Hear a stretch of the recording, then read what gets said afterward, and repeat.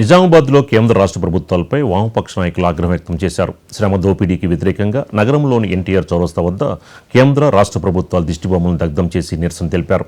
Labour కోడ్ల కారణంగా కార్మికులకు తీవ్ర అన్యాయం జరుగుతోందని ఆందోళన వ్యక్తం చేశారు. కార్మికుల హక్కుల్ని కాలరాస్తున్న లేబర్ కోడుల్ని తక్షణమే వెనక్కి తీసుకోవాలని, కార్మికుల హక్కుల్ని కాపాడాలని ఈ సందర్భంగా వామపక్ష నాయకులు డిమాండ్ చేశారు. ప్రభుత్వాలకు వ్యతిరేకంగా నినాదాలు చేస్తూ తమ నిరసనని తెలియజేశారు.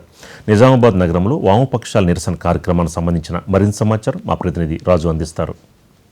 కేంద్ర రాష్ట్ర ప్రభుత్వాల కార్మిక వ్యతిరేక విధానాలను నిరసిస్తూ నిజామాబాద్ నగరంలో వామపక్షాల ఆధ్వర్యంలో నిరసన చేపట్టారు.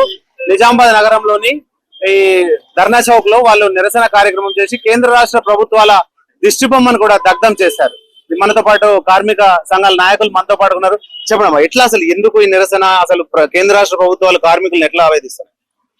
ఏదైతే 2 నెలల నుండి కార్మిక సంఘాల ఆధ్వర్యంలో ఏదైతే సమ్మెకు సన్నద్ధం అవుతా ఉన్నారో, ఈ పని గంటలని ఏదైతే 8 గంటల విధానాన్ని 12 గంటలు తీసుకొస్తా అని కేంద్ర ప్రభుత్వం చెప్పిందో, ఒకవైపు నుంచి కార్మిక సంఘాలు, కేంద్ర కార్మిక సంఘాలు చర్చించి మాట్లాడి సమ్మెకు సన్నద్ధం అవుతున్న సందర్భంలో ఈ 2 రాష్ట్ర ప్రభుత్వాలు, ఒకటి ఆంధ్ర ప్రభుత్వం, రెండోది తెలంగాణ ప్రభుత్వం 12 గంటలను పెంచుతూ 8 గంటల నుండి 10 నుంచి 12 గంటల వరకు చెయ్యొచ్చన్నది తెలంగాణ కాంగ్రెస్ ప్రభుత్వం చెప్పడం జరిగింది. 282 జీవోలు తీసుకొని వచ్చి 10 గంటలు పెంచవచ్చు, కార్మికుల శ్రమను దోసుకోవచ్చు, ఉద్యోగుల శ్రమను దోసుకోవచ్చు, దోసుకునే పెట్టుబడులకు పెట్టవచ్చు అనే నినాదంతో జీవో నెంబర్ ని తీసుకొని రావడం జరిగింది. ఇవాళ చెప్తా ఉన్నాం, తెలంగాణ ప్రభుత్వం, కాంగ్రెస్ ప్రభుత్వం కార్మికులకు, ప్రజలకు హామీ ఇచ్చారు. ఎలాంటి హానికరమైన జీవోలను తీసుకురామని, హానికరమైన జీవనం తీసుకురావడం జరిగింది. ఇది వెంటనే ఉపసరించుకోకుంటే కార్మిక సంఘాలలో పోరాటాలు చేస్తాం. ఇప్పటికే సన్నద్ధమవుతున్నాం. జూలై 9న జరిగే సార్వత్రిక సమ్మెను జయప్రదం చేయాలి అన్నది సన్నాహక సమ్మెలో కావాలని కాంగ్రెస్ ప్రభుత్వం తీసుకొని వస్తే ఖచ్చితంగా కాంగ్రెస్ ప్రభుత్వకు పుట్టగతులు ఉండవన్నదే సిఐటి హెచ్చరిస్తా ఉన్నారు. మీరు చెప్పండి, కేంద్ర రాష్ట్ర ప్రభుత్వాలు ఎలా కార్మిక దోపిడీ జరుగుతోంది? కేంద్ర రాష్ట్ర ప్రభుత్వాలు కార్మికులకు దోపిడీ చేస్తున్నాయనడానికి నిదర్శనం దాదాపు 105 సంవత్సరాలుగా ఈ దేశంలో సాధించుకున్నటువంటి చట్టాలని 44 చట్టాల్లో 29 చట్టాలు రద్దు చేసారు, 4 కోడ్లు తీసుకొచ్చారు.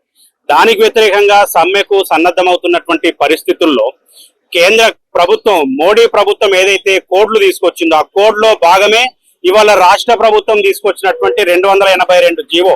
ఇవాళ 8 గంటల నుంచి 10 గంటలకు పని పెంచడము అంటే కార్మికుల శ్రమను దోచుకోవడం.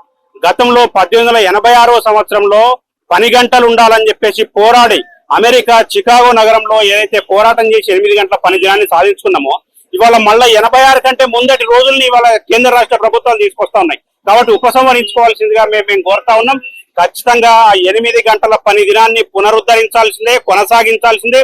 లేకపోతే ఎంతటి పోరాటానికైనా కార్మిక సంఘాలుగా సిద్ధంగా ఉన్నామని తెలియజేస్తాం. మీరు చెప్పండి, ఎట్లా ఏం డిమాండ్ చేస్తున్నారు కేంద్ర రాష్ట్ర ప్రభుత్వాలను? ఒకవేళ ప్రభుత్వం దిగి రాకపోతే ఎట్లా ఉంది ఆలోచన, కార్యాచరణ ఏముంది? నిన్నటి వరకు కాంగ్రెస్ పార్టీ నాయకత్వంలోని రాష్ట్ర ప్రభుత్వాన్ని వేరుగా, బీజేపీ కేంద్ర ప్రభుత్వాన్ని వేరుగా మేము చూసాము.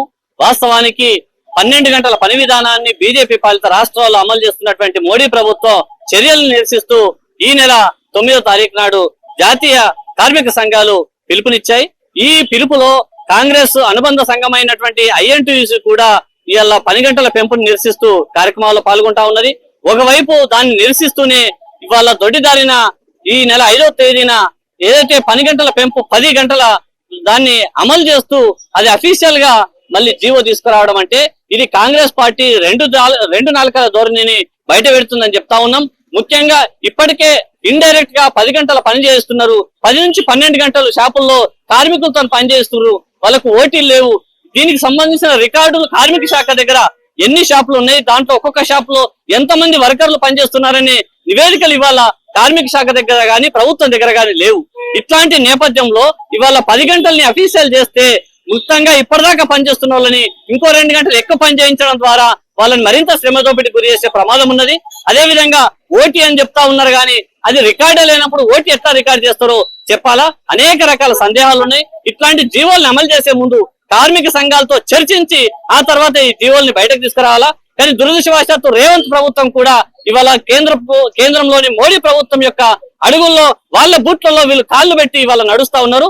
ఈ వైఖరిని మేము ఖండిస్తా ఉన్నాం. వెంటనే ఈ దొడ్డిదారిన తీసుకొచ్చినటువంటి జియో 282 ని వెంటనే అమలు నిలిపివేయాలా, కార్మిక సంఘాలతోని మాట్లాడాలా, చర్చించిన తర్వాతనే కార్మికులకు సంబంధించి ఒక భద్రతను వాళ్ళు స్పష్టం చేసిన తర్వాత ఈ జీవోలను తీసుకురావాలని చెప్పేసి మేము డిమాండ్ చేస్తా ఉన్నాం. ఇది కార్మిక సంఘాలు అన్ని కూడా ఈ ఏదైతే కేంద్ర రాష్ట్ర ప్రభుత్వాల విధానాలను మాత్రం వ్యతిరేకిస్తున్న పరిస్థితి ఉంది. వెంటనే కార్మికులకు సంబంధించి ఈ సమయపాలన దానికి సంబంధించి కూడా వీళ్ళంతా నిరసన కార్యక్రమం అయితే అతి త్వరలో భారీ నిరసన కార్యక్రమం చేపట్టనున్నారు.